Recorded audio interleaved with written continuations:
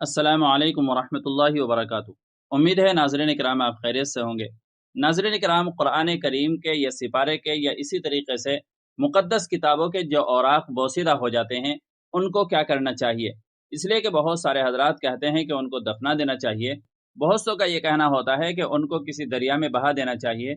ऐसे ही कुछ लोगों का ये भी कहना है कि उनको जला करके उनकी राख को किसी महफूज जगह पर दफन कर देना चाहिए। तो इस सिलसिले में मैं आपके सामने दो मुख्तसर फतवे पेश कर रहा हूँ, जिनसे अच्छी तरीके से मसला वाज़ेह हो जाएगा। तो आपसे गुजारिश ये है कि वीडियो को आखिर तक ज़रूर देखिएगा, और चैनल पर पहली बार आए हैं, आपने अभी तक हमारा चैनल सब्सक्राइब नहीं किया है तो सब्सक्राइब भी कर लीजिएगा।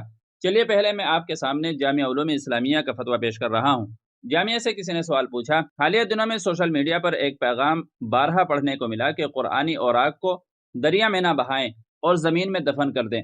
मेरा सवाल यह है कि इन मुक़द्दस कुरानी औराक को दरिया या समंदर में बहा देना दुरुस्त है या ज़मीन में दफन कर देना चाहिए, और बेहतर तरीका क्या है? तो जामिया की तरफ से इसका जवाब दिया गया, कुरान मजीद के वो औराक जो बोसीदा होने की वजह से तिलावत करने के काबिल न रहें, उन्हें पाक कपड़े में लपेट कर किसी महफूज जगह में, जहाँ लोगों की आमदोरफ्त बिल्कुल ना हो या कम हो, दफन कर दिया जाए, जैसा कि मुसलमान मैयत को दफन किया जाता है। मौजूदा ज़माने में चूँकि कुरान मजीद के औराक प्रिंटेड होते हैं, पानी में बहाने के बावजूद लिखाई नहीं मिटती, इसलिए पानी में बहाने से गुरेज किया जाए।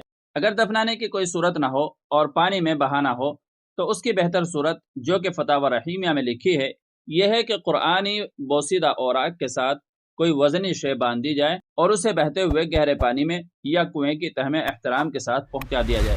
खुलासा यह है कि कुरानी बोसीदा औराक को दफन करना पानी में बहाने से बेहतर है। वल्लाहु ताला आलम। दारुल इफ्ता जामिया उलूम इस्लामिया, अल्लामा मोहम्मद यूसुफ बिन्नौरी टाउन।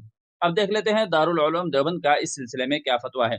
चुनांचे किसी साइल ने दारुल उलूम देवबंद से सवाल किया, क्या कुरान के बोसीदा औराक जलाना जायज़ है?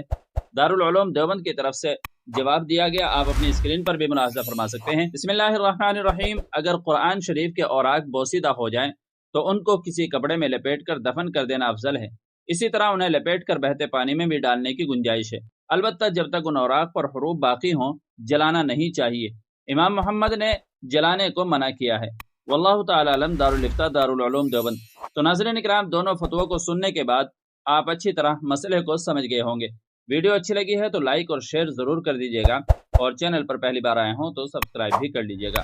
चलिए फिर मिलते हैं अगले किसी वीडियो में। अस्सलामु अलैकुम वरहमतुल्लाहि वबरकातुहू।